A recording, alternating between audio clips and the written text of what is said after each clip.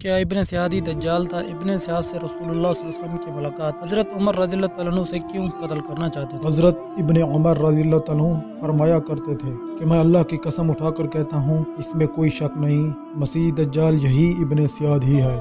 کیا مدینے میں رہنے والا ابن سیاد ہی اسد دجال تھا؟ یہ وہ سوال ہے جس کے جواب مبہم ہے اور کوئی بھی اس کی حقیقت پوری طرح بیان نہیں کر پایا۔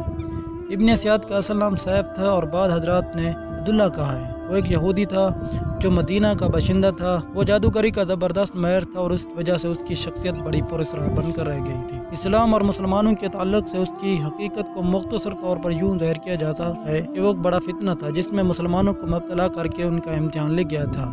ان کے حالات بڑے مختلف تھے اور اس بنا پر صحابہ کرام رضی اللہ تعالیٰ عنہ کے درمیان بھی اس کے حیثیت کی تعین میں اختلاف تھا۔ حضرت عبداللہ بن عمر رضی اللہ تعالیٰ عنہما سے روایت ہے کہ ایک دن حضرت عمر فاروق صحابہ کرام ایک جماعت میں شامل ہو کر رسول اللہ صلی اللہ علیہ وسلم کے ساتھ